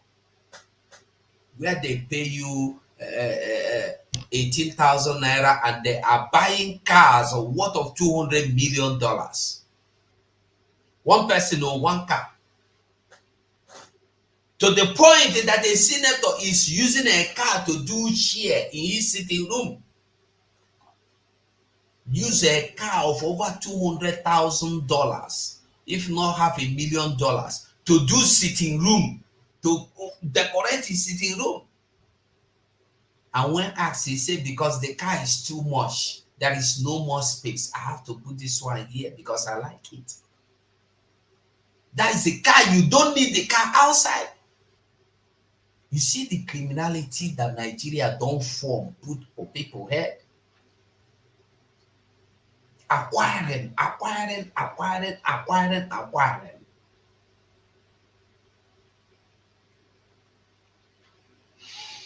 Biafra is here. Biafra don't hear. In case people that are not getting this message, if you have not been following our Prime Minister Twitter handle, I beg you, try and start following the Prime Minister handle.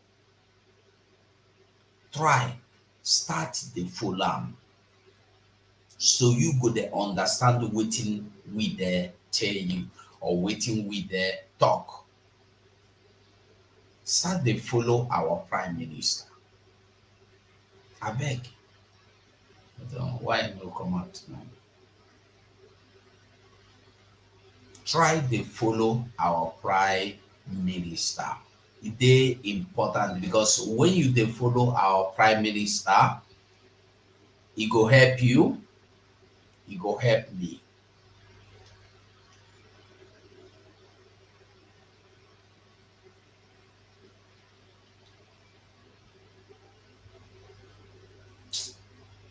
I don't understand all this and all this they are setting self me. I don't understand them. I don't understand them. So I am trying to, well, one thing we must all understand is that this Biafra on our own. Make I stop this program here, make I fit to rest small and see what thing will happen for the rest of the day. But I want us to know that Biafra is here. If you have been sitting by the window, you better get up. If you be one of those wasted, they go bow down for the Fulanese. Repent. No, they go bow down for them again. Repent. When traditional ruler go Fulani land, they go bow down with him red cap. If he bow down, finish, he go come home. He go want make you respect them. ADPT for now. We must continue. Biafra is here. Give all your maximum support to Biafra. All. On a well done. And thank you. Colonel Simon Wakwe, Commander, 56th Brigade, Nkedina Lochukwu, Simon Oke Miline Buokwe, Simon, Okuna Bozala, Simon Nobo, Atakata Abwesia. Hey!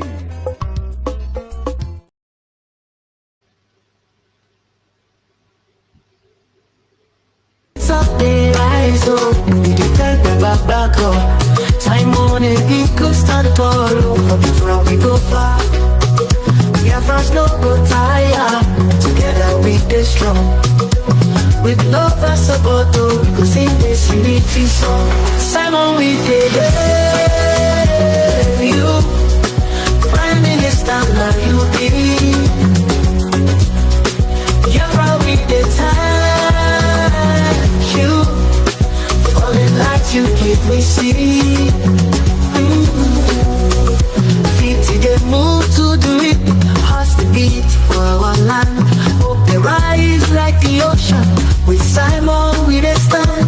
Future bright like morning. Biafra shine like gold. Together we go make this story we dey hold. Simon we dey hail you. Prime Minister now you be.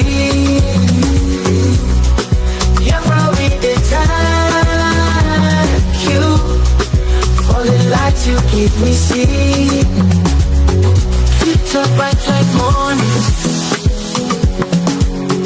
Biafra shine like gold. Together we go make this story we dey hold. Simon we dey hail you. Prime Minister now you be. Biafra we dey thank you. All the light you give me see.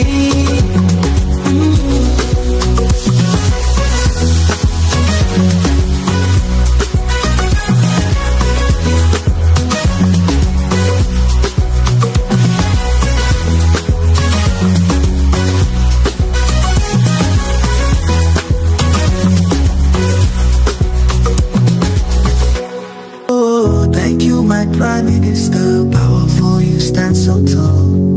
Biafra will rise again. In your name we hit the call. Together we go get Biafra. Marching hand in hand, so true. Promise to spread your anthem news. Of your music we pursue. Thank you, Biafra. History will tell our tale. Hero of our dreams. Your courage will never fail. Together we'll shine the water. To you we look for hope. In the darkest night we find strength in your words we cope. From your brave our leader. To you we look for hope. In the darkest night we find strength in your words we cope. Strong and brave our leader. Future bright we see. Leading us to freedom. Unchained will be. Thank you, Biafra. History will tell our tale. Hero of our dreams. Your courage will never fail.